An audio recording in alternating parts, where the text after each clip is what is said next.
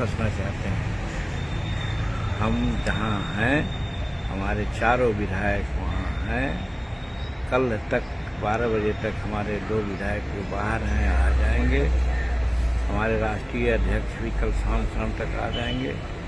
शाम में हमने लेजिस्लेचर पार्टी की बैठक रखी है और शायद आप लोगों को न मालूम होगा, हम 10 तारीख को ही, यानी कि आज 10 है ना, हमने जो एक होता है व्हीप, हमने व्हीप जारी कर दिया है कि हमारे चारों विधायक एनडीए गठबंधन के पक्ष में वोट देंगे, विधानसभा में हाजिर रहेंगे और सरकार के पक्ष में बात करेंगे और बोलेंगे भी, और मतदान की स्थिति में सरकार के पक्ष में मतदान भी करेंगे। एक क्रिस्टल क्लियर है, कहीं कोई ये नहीं है। अब मिलना जुलना 43-44 वर्ष की राजनीति मेरी है, बहुत लोग आते हैं मिलते हैं, तो उनको मैं मना नहीं कर सकता। और उनके मिलने मात्र से अगर कोई कन्फ्यूजन की बात करता है तो इसका मतलब जीतन मांझी को नहीं समझा है। जीतन मांझी बहुत पहले से कह चुका है,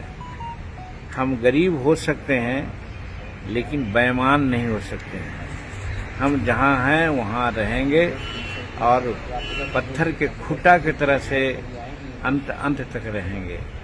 आना जाना बहुत कोई माने नहीं रखता है।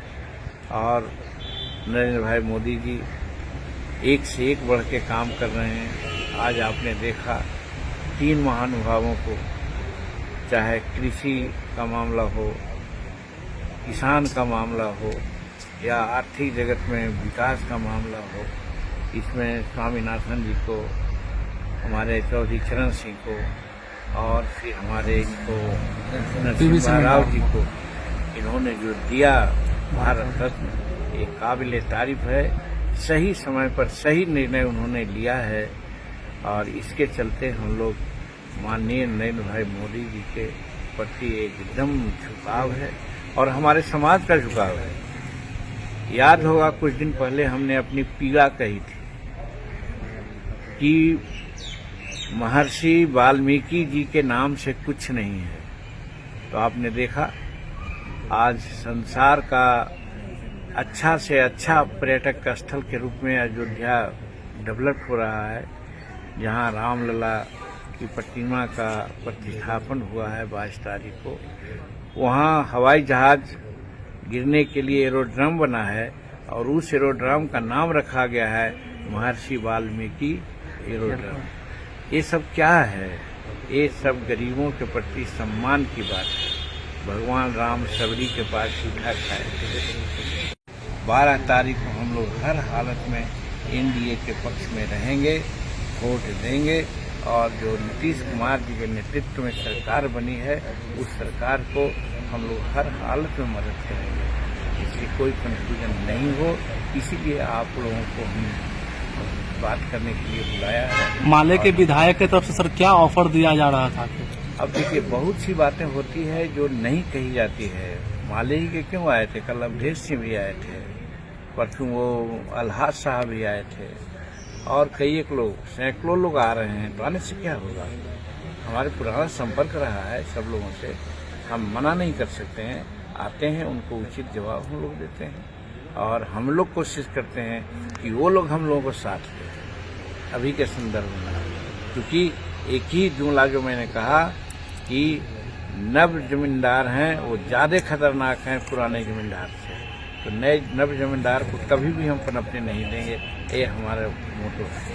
इसलिए स्पीकर साहब का सर एटीट्यूड है कि इस्तीफा नहीं देंगे, 42-43 साल का एक्सपीरियंस, कैसे देखते हैं उनको? इस्तीफा नहीं, उनको इस्तीफा दे देना चाहिए नैतिकता के आधार पर, लेकिन अगर नहीं देते हैं तो अपने बोले हैं कि नियम है, नियमानुकूल हम बात करेंगे। तो नियमानुकूल बात यह है कि गवर्नर साहब का एड्रेस होगा, एड्रेस होने के बाद अध्यक्ष महोदय ही प्रोसीडिंग स्टार्ट करेंगे कि अब कार्रवाई शुरू होती है।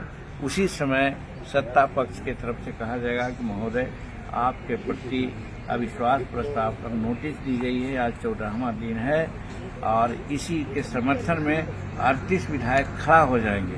अब खड़ा हो जाएंगे तो माना जाएगा कि अविश्वास प्रस्ताव उन पर आ गया। अब ऐसे समय में जिन पर अविश्वास प्रस्ताव आता है तो वो कुर्सी छोड़ करके चले जाएंगे और उपाध्यक्ष हैं वो कुर्सी पर आसीन होंगे और वहाँ पर फिर डिस्कशन होगा, वोट होगा और तय होगा कि लोग उनके खिलाफ पास हुआ कि नहीं हुआ और फिर स्पीकर का चुनाव होगा, फिर और का चुनाव होगा। जितने उनको हमने कहा है और उस जुमला से वो बहुत सहमत हुए और फिर चले गए। हम कहा कि भाई डॉक्टर लोहिया ने कहा था एक बार कि